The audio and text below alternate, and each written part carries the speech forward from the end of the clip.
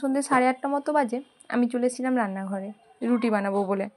প্রায় আমাদের ভাতটাই হয়, কিন্তু আজকে আর ভাত খেতে ইচ্ছে করছিল না, তাই ভাবলাম একটু রুটি বানিয়ে নেওয়া যাক।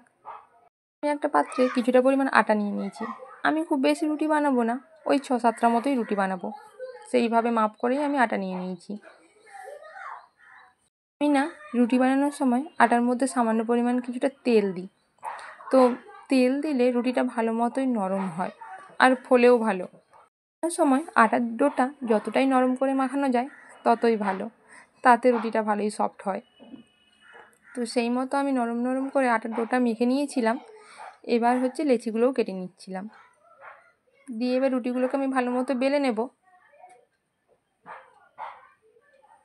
আমি রুটি খুব গোল করে বেলতে পারি না, মোটামুটি পারি। এবার গ্যাসটা জ্বেলে দিয়ে তাওয়াটা বসিয়ে দিলাম, যাতে করে তাওয়াটাও গরম হয়।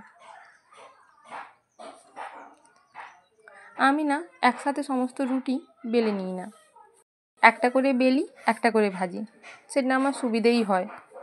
অনেকগুলো রুটি যদি বেলে নেওয়া হয় তাহলে নিচের দিকে যে রুটিগুলো থাকে সেগুলো ভালো ফুলতে চায় না, এটা আমি লক্ষ্য করেছি, তাই আমি এই পন্থা অবলম্বন করেছি। দেখুন আমার রুটিগুলো কত ভালোভাবে ফুলছে। ছোটো ছোটো কিছু ট্রিক্স মাথায় রাখলে রুটিগুলো খুব সুন্দরভাবেই ফুলে। দেখুন আমার প্রত্যেকটা রুটি ভালোভাবে ফুলেছে, আর রুটিগুলো ভীষণ নরম হয়েছিল। তাতে আপনি হটপটে রাখুন আর না রাখুন, আমি খুব একটা হটপটের ব্যবহার করি না, এইভাবে রুটি করি, আমার রুটিগুলো নরমই থাকে। তো এবার চলুন থালাটা সাজিয়ে নেওয়া যাক। রুটি খাওয়ার জন্য আজকে বানিয়েছিলাম পটল আলুর তরকারি, আর সন্ধেবেলা একটু সুজি বানিয়েছিলাম, তো সেটাও কিছুটা বেঁচে গিয়েছিল, তো ভাবলাম রুটি দিয়ে খেয়ে নেওয়া যাবে, সেই মতো নিয়েও নিচ্ছিলাম। এখন ঘড়িতে বাজে ওই 9:30 মতো।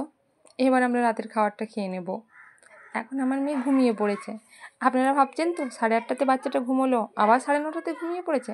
আরে না না, ও যে 8:30টাতে ঘুমোচ্ছিল, 8:40-এই উঠে গিয়েছিল। তারপর ওর বাবার সাথে খেলছিল, তো ভাবলাম 9:15-র দিকে ওকে খাইয়ে দিই, তারপর ঘুম পাড়িয়ে দিই, তাই ওকে ঘুম পাড়িয়ে দিয়েছি।